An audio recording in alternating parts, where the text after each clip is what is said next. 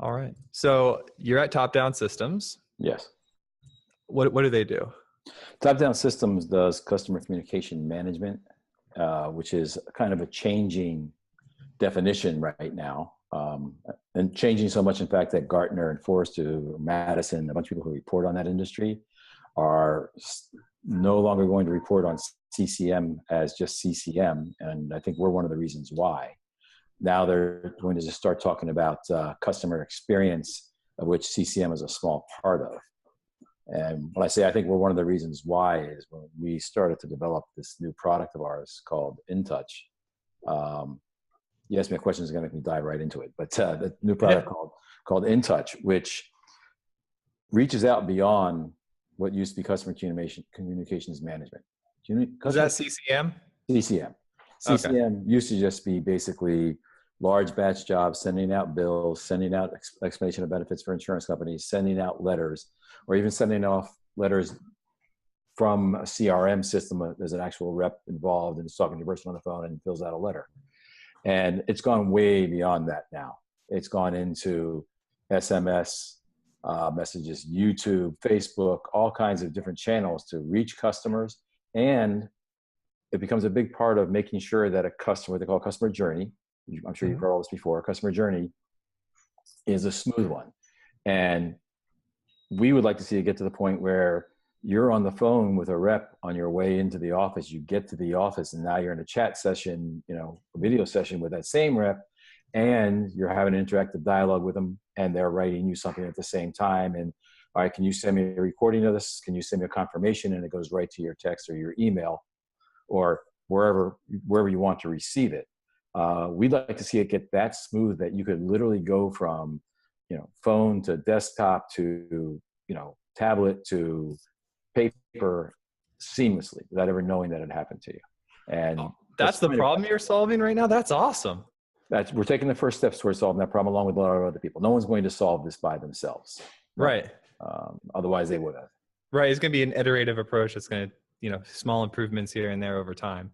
Right. And there's, not everyone can be an absolute expert. For example, Alexa. I'm playing around with Alexa now because of my home remodel, really. Yeah. But I'm playing around with it, and we know that we want to be involved with that type of technology. And that's really easy to do because everyone has done something. Google's done something for us. Amazon's done something for us, and Apple's done something for us. All I need to do is talk to those things. So yeah. That's an example of we're not going to go develop a voice response application that, natural language understands when I said, Alexa, turn on the lights. We're going to interface with that in such a way that we could have an example, an insurance company of ours sends out, yes, Alexa for your morning report or Siri for your morning report. And it says, you have 3 emails from your boss and you have an email from Blue Cross saying there's an explanation of benefits. Well, show me the explanation of benefits. And it pops up on their screen, on their tablet or wherever they need to see it. And then they can say, wait a minute, this is wrong. And immediately start a chat session with someone and say, this is wrong. This should have been paid. I already have my deductible covered. Stuff like that. That's where we want to get to. And again, we're not going to invent all those technologies. We need other people to work with those, to develop those technologies. And what I love about the world today with technology is the API concept. Oh yeah. Everything has an easy to get to API, a webhook, a something. So to tie in, and I'll take it back to the more mundane. I started looking at it because my TV does not have an Alexa interface. So, well, I'll write one. So I started looking into that, and I want to tie it into my DirecTV box, and I want to tie it into my light system so that the lights change when I turn on the TV, and I can do all that from one place. So I start looking at that, and you see it's just like the APIs we build. It's that simple to use and that simple to do. And I love that. I mean, that's a promise of technology that I've seen my entire career, that one day you won't need a programmer to write a program. And we're getting there. And I love it. Might put me out of a job, but it's pretty cool. Right. Like we had David Spitsky, he's the head of evangelism for Alexa. So we had him on the show about, a week or two ago when I was out at the RSA conference. I wish I'd heard that. I didn't hear that. Oh yeah. It's not even out yet. Oh, So okay. yeah, so I'll send it to you when it comes out. But man, that was so cool because we got a lot of insight on Alexa. But yeah, the promise of being able to connect things is just beautiful, and going towards the point where we don't have developers. I mean, I think us at our, like, the experience we have building systems, it puts us in an awesome position for us to be relevant when there's less programmers because we're designing Yeah. systems that build systems. Well, it's I mean, everyone complains about things being made in China, like the iPhone's made in China. But I remember reading an interview with the guy who at the time was the head of technology. I can't remember his exact title for China. And he said, that iPhone sells for $800. We get $4 of that. We are on the wrong side of this equation. And there's a lot of truth in that, because the real strength in all of this is creativity. It's not technology. Because you can, there are you can call them factories, but there's colleges in India that are turning out people who can write code, $300,000 of them a day. So there's lots of them around, but the guy who comes up with the idea or can put those all together and make it something really useful and really cool, that's where the value is now. Unfortunately, there's few of those people, and that causes some employment problems until everything else catches up. That's the normal cycle. So how did you get involved with TopDown Systems? Well, a guy who I used to work with when I first started my career, we worked for a company called Data Crown, which was a Canadian-based insurer, and they had a huge data centers. And my sister was working for him, and I was just starting, I was just working every job at the time because I was just hungry. And I got a job as a remote job entry operator there. And 2 years later, I was an assembly programmer for them and working on special projects. So he knew me from that, and he was having a problem. He called my sister and said, "Where the hell is JR?" And I think I was in Latin America at the time. And so that's how we got back in touch. Nice. So assembly, like memory systems.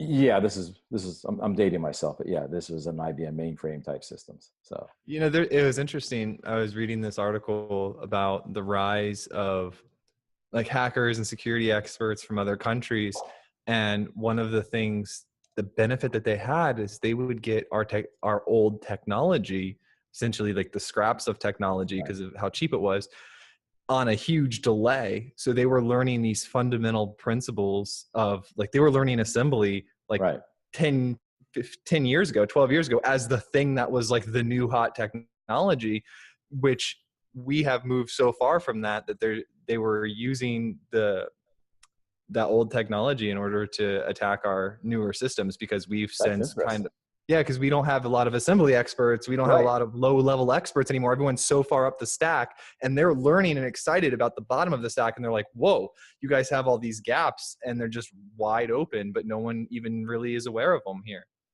That's really interesting, because I remember Mike Fitzgerald, the guy who I said knew me from way back when and brought me into TopDown. I remember him. He didn't remember this, but I remember him telling me a long time ago that when he retires, he's just going to put up a sign in front of his house that says, "I read assembler dumps $2,000 a line," because he figured he'd be the only one left who knew how to do that. Yeah. And it's funny too, because before I had this conversation about 5 or 7 years ago, ORM started to get really popular. I was introduced to them with Rails and some other larger platforms. And when I saw them, I was like, oh man, when everyone starts using these ORM systems, no one's going to know how to write SQL like anymore. Right. And then I'm going to have like a huge bit, just like your assembly dump reader, right? I'm going to be like, I could write SQL. Like, I know what these people, and you get all the high schoolers look at you like, oh, Actually, this is actually interesting, because I think the trend's kind of going back the other way, because one of the things that's happening in universities right now is you can get a degree in Java programming, which to me is just silly. So I don't want an expert Java programmer. I want an expert programmer. And I'd rather they taught them assembly, and they knew how a disk worked, and they knew how databases worked, and they knew all the algorithms. I'd rather that, because anyone could teach them Java if they know that. You don't even have to teach them. Give them a book, they'll know in Java overnight if they know that. It's text. Yeah.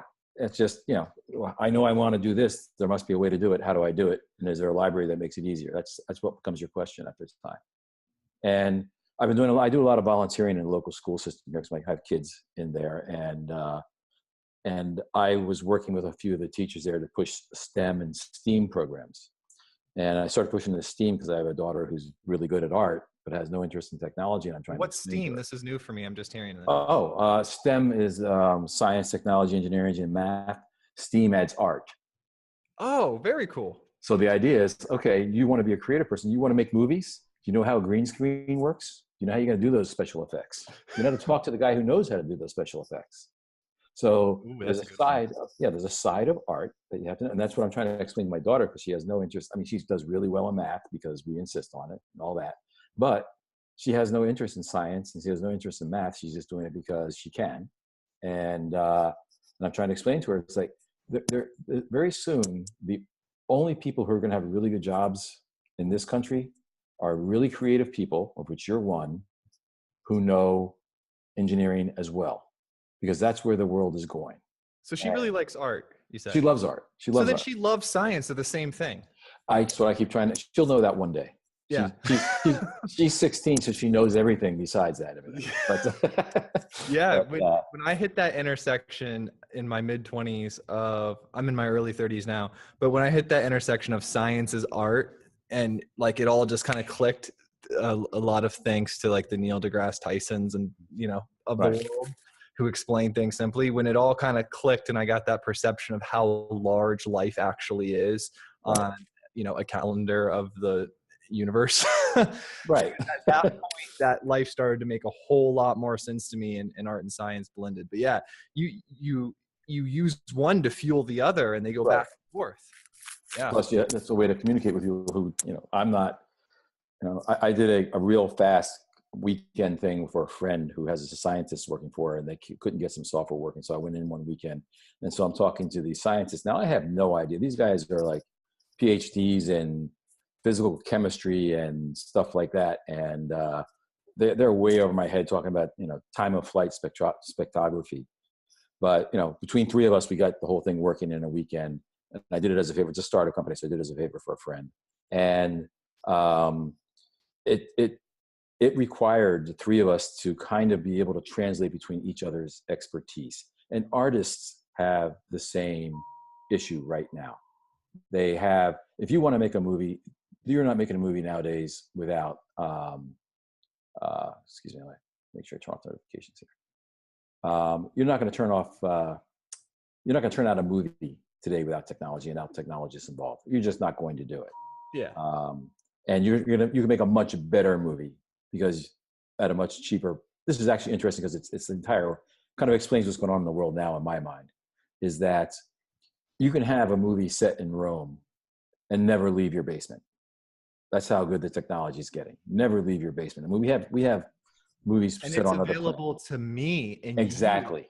And like I have a whole setup here where we have a green screen and we have a 4K camera, we have boom mics. I literally have better technology than existed 20 years ago in the best studio in the world for under $3,000 or $4,000, right, and available to me with one click Amazon within 2.5 days. And all this is literally free.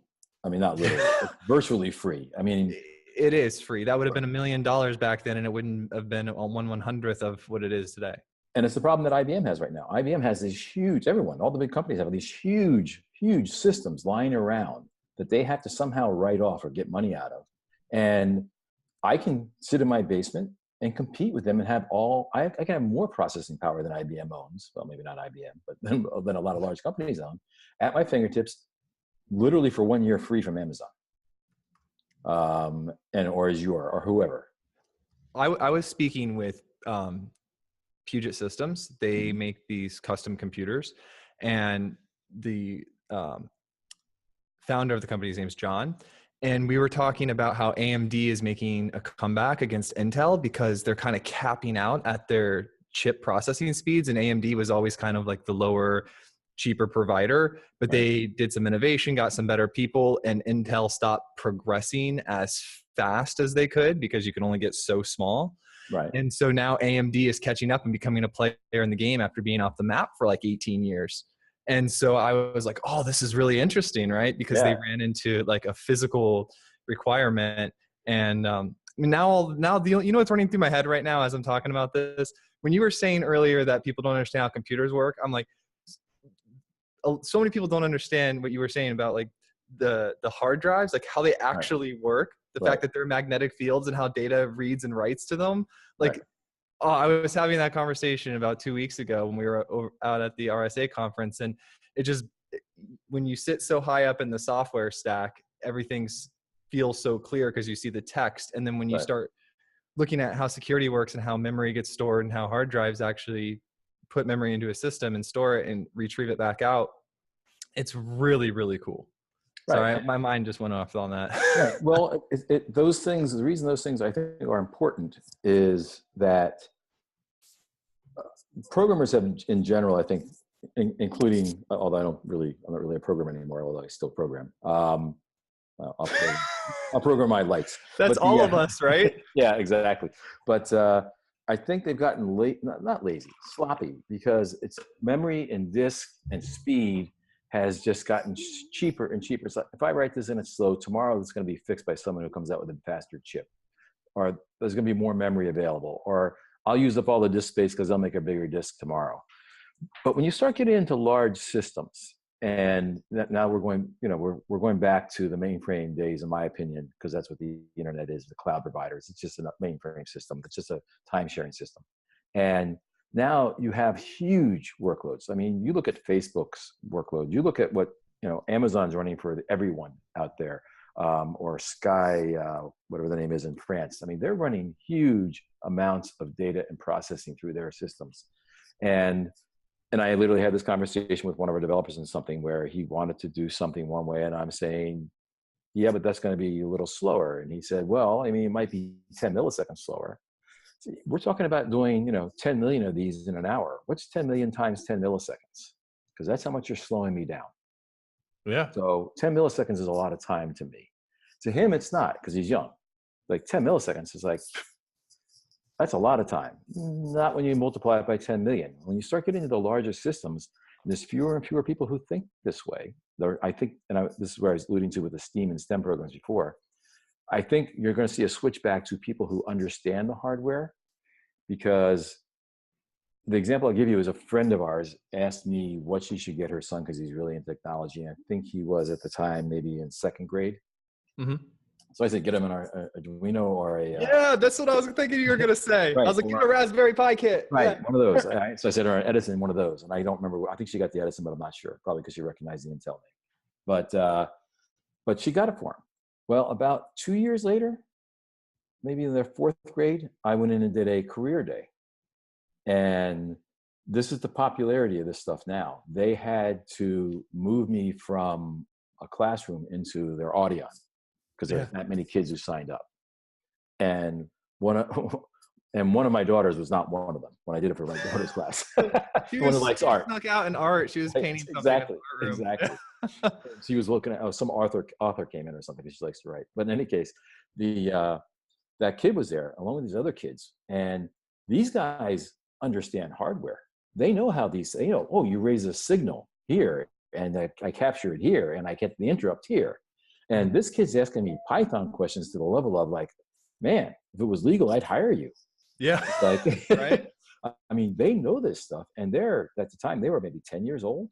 And they're writing games. They're doing, what's that, the name escapes, the big game that every kid was into, probably still are. Oh, the Minecraft? Yeah, Minecraft. Yeah. And my daughters were using that too. But they were writing components for that and putting all these apps out there for there. And they're using their Arduinos to do this and to do that. And they're writing some really, low-level code. They're controlling machines. They're getting signals from machines, and they're making them useful to do other tasks. And I was heartened to see that, because that means that level of understanding of the world of computing is coming back. Because I think it's important to know that. Because when you're looking for that 10 milliseconds, and you say, you know what? It's because of this disk here. Can we swap that one out? I mean, you literally sometimes have to get to that point when you're tuning in a system. I mean, that's what Google had to do. They had to reinvent hardware. Yeah. Federal Express had to do that. that's the innovation, right? Like, and those are the people that are rare in the workforce right now. Right. Like Exactly. if I mention like understanding an interrupt to a software developer, they're like, what? You know? That's where my boss wants me to go to a meeting. Yeah. It's like, we should do a series, like a short series of videos of, you were talking earlier about, I call them relational analogies, although I know that's like somewhat redundant, but there's a guy, Richard Feynman, he's called the Feynman technique, and known in physics for just taking extraordinarily complicated concepts in physics and boiling them down to where a child could understand them, and that the true measure of someone's legitimate ability to like understand something in its entirety is their ability to explain it to a child, right? Like you understand stuff so you can explain it to a child using like apples and pears analogies. Right. And that's what you were talking about when you were working with those individuals. You were all trying to sync up your analogy, like, hey, what do we know in common so we can figure out how to make this work? I think we should do a series of videos, like 2 or 3 videos, taking hardware and putting it in terms for the software developers. Yeah. I mean, I did that as part of the presentation I gave for that career day. Was I started out with a picture of the first computer, which filled the UNIVAC, not really the first one, but the UNIVAC, and it filled the room. Yeah, the one you could walk inside of, and you'd have to change the right, exactly. vacuum tubes. Back when you could drop an address on your foot. So so I showed him a picture of that, which was before my time, but I showed him a picture of that and said, what's there right now is 1/110th of what you had in your pocket right now on your phone. That's how much room it used to take. And I took him through a series of them as it gets smaller and smaller and smaller. Then I explained to him how a magnetic disk works with the magnetic fields and how it moves the particles of metal around. Mm-hmm. And took that right up to SSD and memory, and how memory they call a core, and this is why they call a core. And I took them through those basics, and they were able, I think for the most part, to grasp the concept, because in reality, those are pretty simple concepts, and the younger you are, the easier simple concepts are to understand, I think, because you don't have all these things blocking.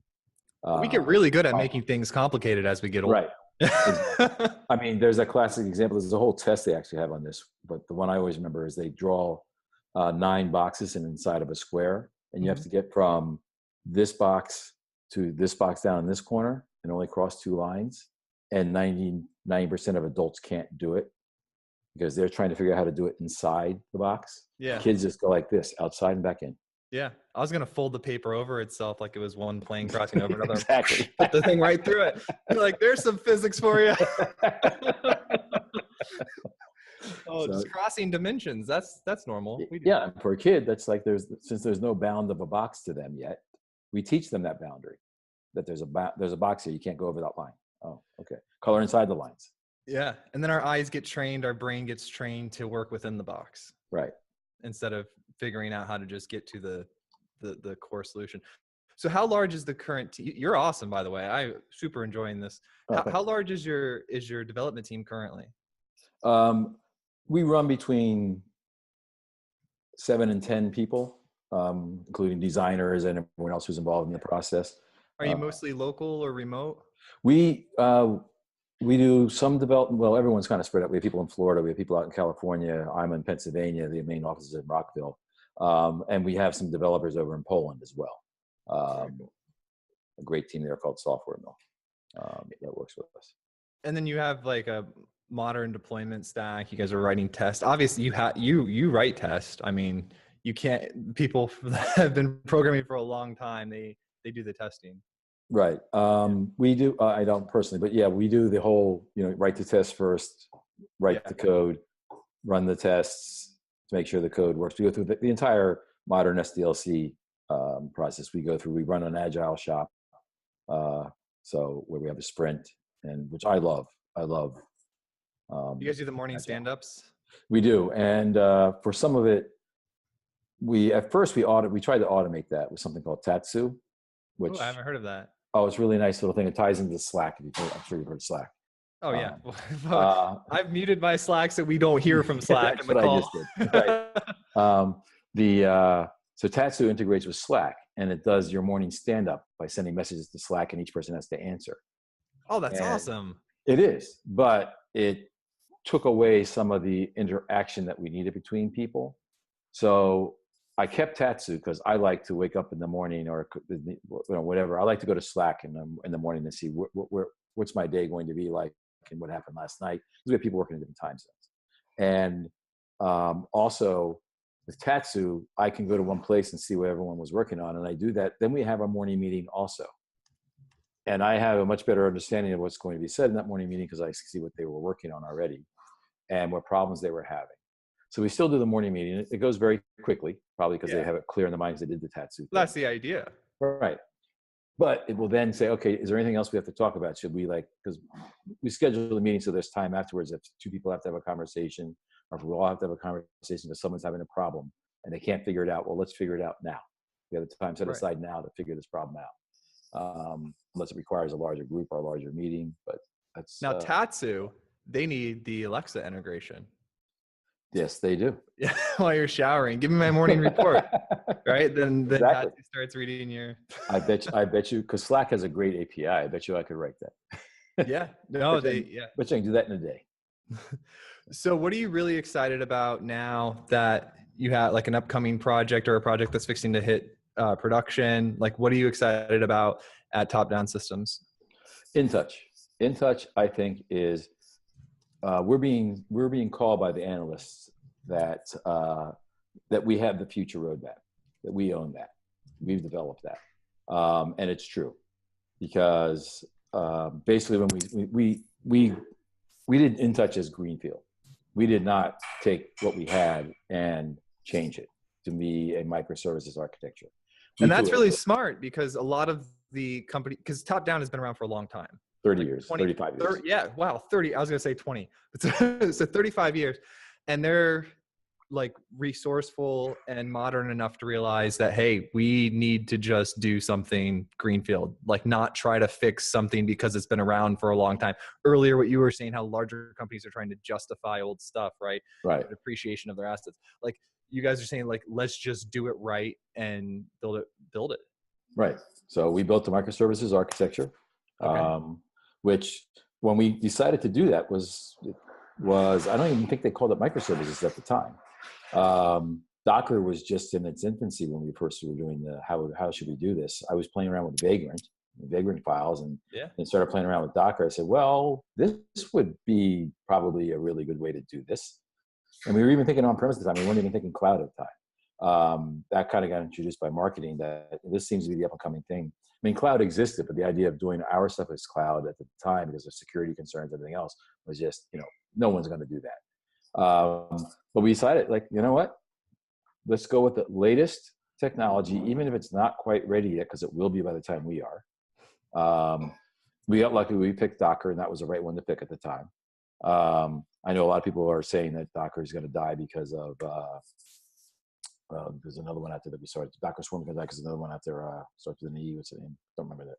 But there's another competing thing with it that which is really nice, but I thought was overcomplicated for our needs. And so doing the Greenfield project, we have microservices, we have APIs there, we have the ability to create any API. We tie into Slack with our application. So the ability to do a Greenfield project and have the ability to say yes to any idea until it's proven wrong. Because we also switched over to Agile at the time. Yeah. And part of that, the attitude of Agile is fail quick. Yeah. So if someone comes in, what would be really cool is if, like, yes, go ahead. If it's not going to cost a lot of money, go ahead. But if it doesn't work in 2 weeks, it's gone. Right. If you can't prove it in 2 weeks, it's gone. That's an exaggeration, but almost to that point.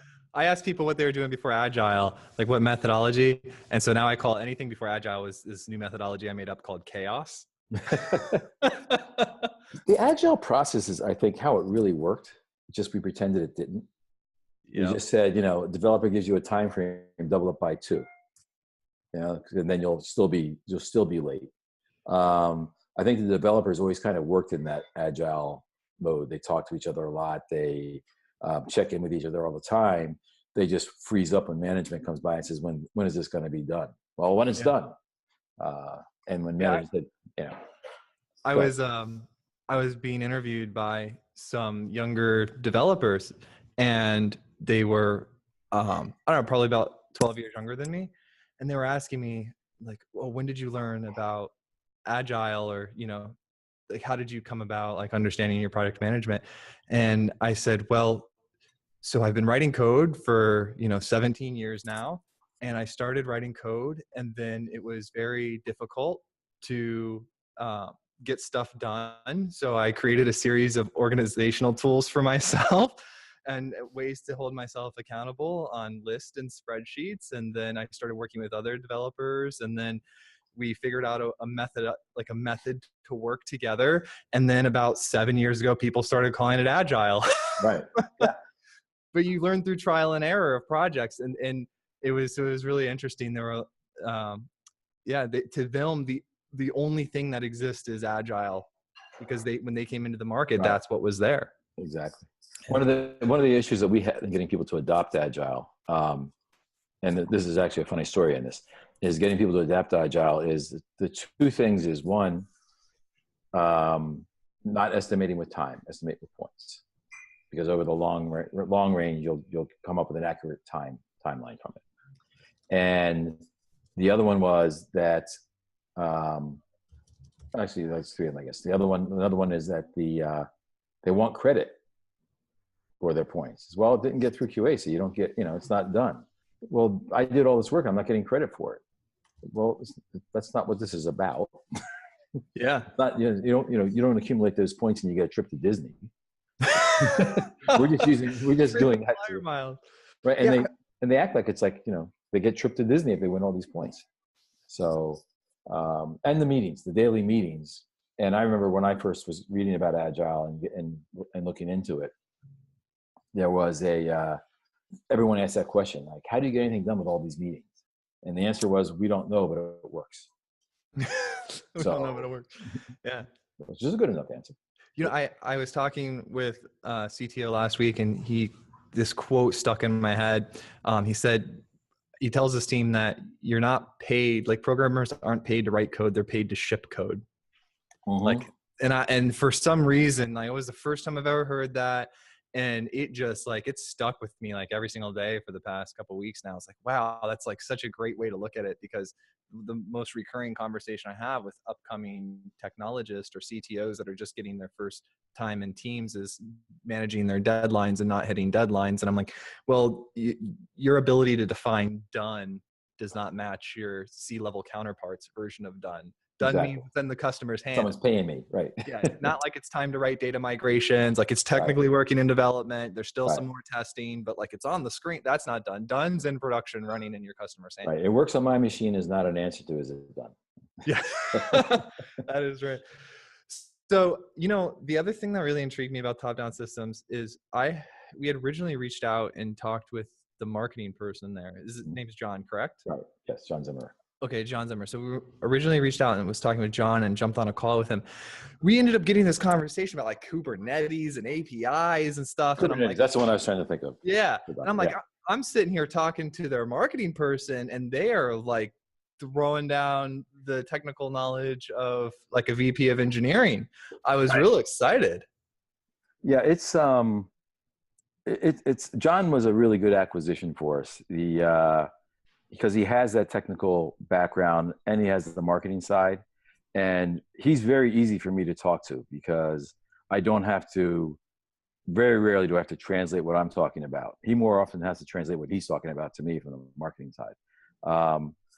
And I think that one of the talents that a good developer or a good technologist needs is the understanding that you said, it has to be shippable. There's a reason why you're writing this, and that's, so the company makes money, or that you cure cancer, or whatever your reason is for doing it. Until you're curing cancer, you're useless. If you're not getting to that step, if you're not shipping product, if someone's not using it, why did you write it? Kind of thing. And working with John, I can say microservices to John, and if he doesn't know what I'm talking about, he will the next day. Yeah. He'll go out and he'll learn it. So, and he'll probably know it better than I do at that point. So having that kind of a team is really useful. And that's one of the beauties of TopDown is I always tell people there's only two people at TopDown: those who have been here for a few months and those who have been here for 20 years. Those are the two people. And 20 years is an exaggeration, but most people there have been there. I don't know what our average is. I bet your average is somewhere around 15 years.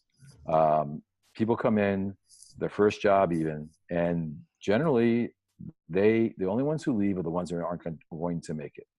They just can't work in the environment, a constantly changing environment. People who should work in large companies, basically, where they move slow. Right.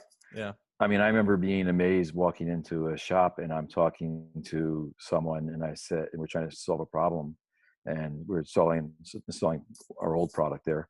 And I said, well, can you just do this query against the database? And their answer was, no, I have to get a ticket into a DBA to query a database. Yeah, a DBA has to do that. And every job is so tightly defined that I don't know how anyone gets their job done. And at TopDown, if you're a developer, and actually if you're customer support, if you can't write a SQL statement and run it, you're not going to make it. And you can't say, well, I'm a customer service rep. Yeah. And part of what you do is write SQL.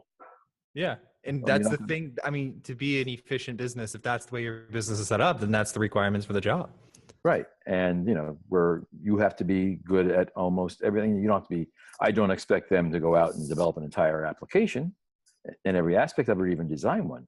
But the parts of it that you need to debug a problem that a customer's having or to figure it out, you need to know that. And if all you are is good at talking on the phone, yeah, it's not good enough. Yeah, not helping us. Yeah, and the thing is, because there's enough people that can, right. And it's teachable, and there's enough people that are hungry.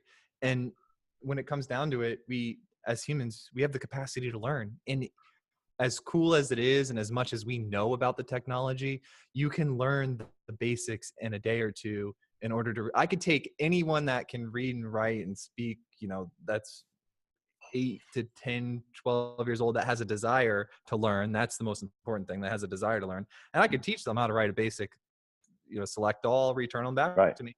Now only grab the name. Okay, now grab the name in the email. Now only get the first 10 records. Like, you can do that with a basic person in an afternoon. Well, afternoon might be stretching it, but yeah, you can. Maybe. So that's me oversimplifying it because. But no, but you're right. That's exactly, and that's what TopDown. If you ask any of our customers, one thing they'll rave about is our support. Because for one thing, we're constantly available. We'll answer any question. We spend a lot of time debugging other people's problems. It's like, their database isn't working and we're figuring out what their database is. Citrix isn't working and we're trying to figure out what's going on with Citrix. And can't you get Citrix in on this call? Well, but let's call Citrix. Yeah. Right, but you guys answered the phone. But also, like all those little database, Citrix, all these little issues, network stuff. Our customer service people can do that, or the most mundane. Click the button in the upper left-hand corner on the screen, and that will pop up this. Oh, okay. That's why they're done, and we need that. And I think that's what makes us so good at customer support. Is that everyone in our company does as much as possible of everything. And if a customer has a problem, anyone from the owners right on down to whoever's sweeping the floor is going to work on solving that problem until it's done. So that's what I really like. I like that your standards and your requirements are high because they are that way. This allows you to bring that level of service to your customers. And I can tell you that InTouch, which we've announced and released, is a SaaS product. Mm-hmm. And we brought in a lot of consultants to tell us how that changes what we do, because the assumption is you can't have someone like, all right, now let's reboot the machine. You can't do that anymore. Now you have to reboot the container. So, using the technologies, and this is one of the things I love about containerized microservices, is that if I have a customer who I need to isolate, I just spin up a container, route the APIs to that one that come from their address, and I'm debugging in a lone environment there, and I'm not affecting anyone else. That's one of the wonders of that technology. But you're dealing with everyone working on one system. So we brought in consultants to tell us, how do you do, the assumption was we don't know how. The assumption we started with when we went into the cloud and SaaS and microservices and all this other stuff is that all the reading that we did, and John and I did a lot of reading, was that we still didn't know, because we didn't know what we did not know. So we brought in, that's the most important thing to know, though. exactly. So we brought in these people to tell us what we didn't know. And that was a huge help. And we've done that. We've done that in a lot of areas, like the GUI design. We brought in people who do GUI design to do that rather than we used to do it ourselves. Why are we doing that? No one in this room is good at that. Yeah. If we were good at that, that's what we do for a living, and no one here is doing that for a living. Let's bring in someone who knows how to do that. So we brought in this firm who did the GUI design for us. Now, it's a back and forth every day with them as you tweak things and explain to them how this is supposed to work. Yeah. But we're not doing the GUI design. We have professionals doing that. But what you're doing is exactly what TopDown Systems did when they brought you on, is they leveraged decades of experience and they traded that for time. So like you could take someone that didn't know and let them get the decade of experience with you, or you can just buy like what you did. Now, when you need to understand Kubernetes or Dockers or something, like, well, we could sit here and read all day for every single book, or we could just have someone come in, sync up with them from an analogy standpoint, have them explain to us exactly how it works and understand it in a couple days with an expert. And right. Just like you did with the UI, yeah, we could have some designers and figure out our workflow with the UI, or you just go to a UI company. We're APIing with other businesses. Right, exactly. It's interesting you said the decades of experience thing because one thing that I like to do, and we do a lot of it at TopDown, is you look for really smart younger people as well. A lot of the innovation that came about in TopDown with InTouch and our procedures, Slack, for example. Slack is a perfect example. That was a kid right out of college who came to work for us. And he found Slack and he said, oh, we should be using this. And I had gotten into the mode at that point of saying yes to anything. We'll try it. Sure. Why would I say no to that? I mean, it's something I learned when I was raising my kids. When I first started having kids, it was just like, they come to you and say, hey, can I go run around the backyard naked? I'm like, before I say no, make sure I have a reason to say no. Like, why am I going to say no to this request? What happens if I jump off the stool? Don't jump off the stool is not an answer. The answer is it's 30 feet high and you're going to hit the ground and you're going to break every bone in your body, or try it. You're only 3 feet off the ground. See what happens. Let's try it with a piece of fruit first. Yeah, exactly. Drop a watermelon. That's your head. Yeah, what you're doing is you're like teaching them to think critically and try things. You're teaching them the science life. And when you say no, you need a reason. You need a reason, and you need to teach people also to like think critically. Like, right. Don't just rely on you to say yes or no. Right. And the fact that I'm tired is not a reason to say no, or the fact that we've never done it that way is not a reason to say no, or how much does it cost is sometimes a reason to say no. Yeah, that's sometimes a reason to say no. Yes. But things come in because so a mix of the decades of experience with people who have no experience. I mean, it's the old Rockefeller story of he got really angry and he said, you know what? Get rid of these engineers. Get someone out of college in here because I want someone who doesn't know this can't be done because I want it done. Yeah, that's good. I love that. Yeah. Give me the bright-eyed and bushy-tailed that'll just attack the problem from every angle. Right. They're too stupid to know you can't do this. Yeah, exactly. And that's brilliant, right? Yeah. And that's one of the things that I've done. And so coming up, I was, my dad was an engineer and he taught me, right? And then I got to see what kind of engineer was he? Embedded systems engineer. Oh wow, neat. Yeah. So growing up, my childhood is the smell of like baked electronics and solder. There's worse smells. Yeah, I remember he was telling me one day he came home. I'm probably like 13, so this is 17 years ago, and I'm sitting there and he's talking about how he's working with another engineer, and he's in their kind of like executives at this company at the higher level. And the one's telling him that it's just not possible to the partners, to the non-technical people. And my dad's like pointing at the manual saying the API calls right here. Like the chip supports it. We can just do it. It was like some buffer thing that they needed to do. And it was just unbelievable that that happened. But the guy's mind was so closed-minded because he had used all these other chips that didn't have this feature. He wouldn't even look at it. He wouldn't even acknowledge the API documentation. That can't work. Yeah. And so there was something about that story that when I I got older, and as I'm right in that change right now where not everything is possible. I'm not like, oh yeah, everything's possible. But I get that weird gut feeling that like, oh no, it's not because, and I realize that like, all right, well, that's just my feeling of experience. Now, like that's my signal now to say, how could I be wrong? Right. Like what could make this possible? That's one of the best questions you can ask. Yep. How could I be wrong? And if I'm not feeling it, where's that bright-eyed and bushy-tailed person? Right. Where's that optimist that's going to tell me all the ways it could work, and then surround myself with those people? So for me, it's been more about not like trying to prevent it from happening, but being aware of it happening and putting a system in place that allows me to overcome the negatives of that. Yeah. That's actually a really good insight. That ability to say, okay, I can't figure this out. There's someone out there who can. Yeah, it's my interrupt line. It's my little, Yeah, it's my little webhook, right? Boop. right. Oh, there's a problem here. That's right. Feeling this resistance, you know. There's an API for that. So We've got a system for that. right. Oh, anything else that we didn't cover about top-down systems? I mean, wow, I love it.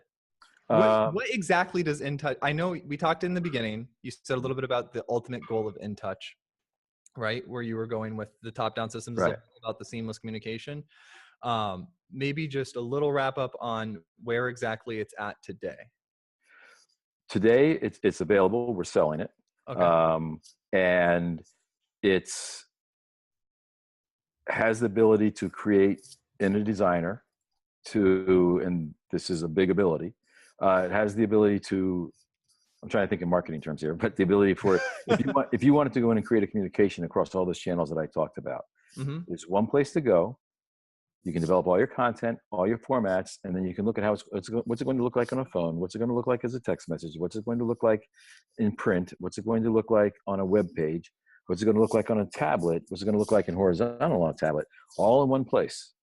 And you can have 20 different developers, or not developers, because I take that back. The product is not meant for IT. The product is meant for business users to be able to do all these things. For someone who has absolutely no IT experience at all should be able to walk in there and do this. They might need some upfront help from the developer to hook up data hooks or something like that, but outside of that, no developers are supposed to be involved in this. Anyone should be able to, not you because you're technical, an untechnical user should be able to walk into InTouch and create an entire communication package across all channels using shared content, shared logos, shared images, shared everything, and directing them to the channel that they are appropriate to. So as an example, this person may call in and say they didn't get the email, or they want it in writing. They call in, I need that in writing. Click, the printed copy goes out in the mail to them. Or you say, okay, I'm going to create the PDF over here, and I'm going to SMS a link to that PDF to them, so they go through my portal and pick it up. So all that is now possible within that, all based on rules that anyone can write. The rules do not require a programmer. There's no programming language to our rules. What we did is we took our 35 years of experience and said, what is everybody doing with communications? We know what that is. Why are we going to make them write a rule for that? Let's build it into the product. We know that based upon state, they're going to bring in a piece of content because of some legal requirement. Why are we going to make them write a rule for that? Let's build it in the product. Content, whenever you see this, it goes. All those things are built into that product. It streamline the process, make it much faster to put together a package like that. And through APIs, tie it into other mediums, other systems. You need to tie it into your portal, it'll tie it into your portal. You want to tie it into Slack, we'll tie it into Slack. You want to tie it into Alexis, we'll tie it into Alexis. I keep using that because that's the thing I just bought, single plane with now. But before that, it was the iPhone.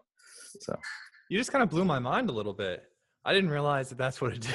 That's really cool, man. Have you not seen a demo of the product? No, I've not seen it. Oh, you should request a demo from John. But I've worked with some large companies in the medical field and then in the private, like Boar's Head is a cool company. Yeah. And the reason why they're running through my head right now is because when I did a project with Boar's Head, I got to work with their graphics teams, and the way that the request lifecycle was, if they wanted to get like a header for or or a letter out. It was quite ridiculous. It touched a lot of resources, right? And so it kind of reminded me when you were describing it, it's like you kind of have an asset management server kind of component because like you had all the graphics there, right? Exactly. But those are just, they get sold as just asset management and only the designers really touch them. And then they get requests for information and then they pull it out or whatever. But it sounds like you brought templated content with an asset management server, but also able to API and integrate into all these platforms. And then that consistency across your messaging. That sounds like there's a consistency part, which is really cool because we even have that issue with here where we'll have like a message we're getting out, but it looks different. It comes in like 12 different forms and there's like lots of ways to get to it. And it's kind of like, why can't I just look at how this messaging looks like on all the different platforms, how it could possibly get out? Right. That's really, I'm going to do a demo of it. That also the fact that you're talking about the image assets that are done by designers. Your designer can do that, then bring it into InTouch and set it up there for you. And then someone else is going to use that asset. Yeah. And it's going to take all the fun out of hunting it down from Dropbox. Exactly. Although we integrate with Dropbox. So that's awesome. So it's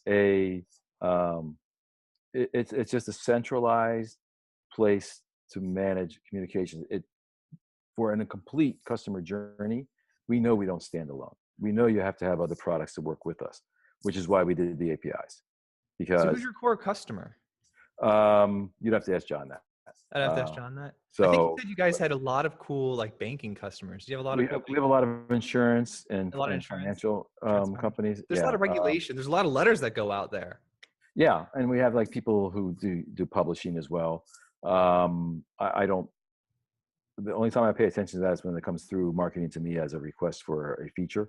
Yeah. To understand the why. Yeah, but but that's, I mean, they deal with the customers who are dealing with the stuff, and that changes my priority. We have a customer who needs this to work. Well, that's on the roadmap, for 2 months from now. We'll move it up to now. Yeah. That's where I interact with that, and where I usually find out where that's coming from, so I can make sure I understand the use case. But how many? To be honest with you, I know we have a bunch of customers. I don't know how many. It's cool. I was just, I did have in my notes that you guys like had a lot of stuff in the financial world too. Yeah. Insurance and finance are probably the big one. We also have some utilities, I know, because I've dealt with them. Let me know when you see a utility company using Slack, just personally, just send me a message. Using Slack? Yeah. Just because like it seems like such an unmodern place to use Slack, but then I could see like eventually some utility company is going to embrace it. Actually talking to friends, and for some reason all my friends seem to be either engineers or salesmen. Yeah, which is a weird mix. Very few of them, like when I mention Slack, very few of them know what I'm talking about. And these are people who I thought would, the engineers, the technologist types. And they're all different kinds of engineers, plastics engineers, stuff like that, electrical engineers. And I would have thought when I mentioned Slack, they knew what I was talking about because I've been so embedded with it for so long. But I think it's one of those things, if I know it, then everyone must know it. And which is always a mistake. That'll get you too. Like when you spend your whole day in it, and then everyone you talk to is like, it becomes just a word in your vocabulary. Oh yeah, Slack it. Slack it over. I'll Slack that to you. What? Yeah, I'll Slack that to you. You're gonna slap me? What? No, it's cool. Although sometimes it does feel like I get slapped by the notification. It's like, I'm like, okay, I'm here. I'm awake. No, it was excellent hanging out with you today. So if people want to find out more about you, they can LinkedIn, Twitter, where do you? LinkedIn, Twitter, those are good enough places. I'll be honest, I don't spend enough time on those things. I'm more of a voyeur. I watch what other people are saying more than I say things. They can wall a message to you. You have an IP for that. They can send it to me on Alexa. The probably the best place to find out everything about TopDown in general is from the TopDown website and talking to John. I mean, he has a lot of. He has a lot. You have a profile on the TopDown website, right? There's yes, I believe I do. I haven't looked at my profile in a while, but people are gonna like you. I already know this because I like you. Like, so when I like the guest like a lot, I'm like, oh man, I'm gonna get so many emails about this JR guy. Go to LinkedIn. So go to LinkedIn. All right, we'll funnel people to LinkedIn or your paragraph blurb on the TopDown website. Yep. Thank you so much for hanging out with me today. Well, thank you. It was fun.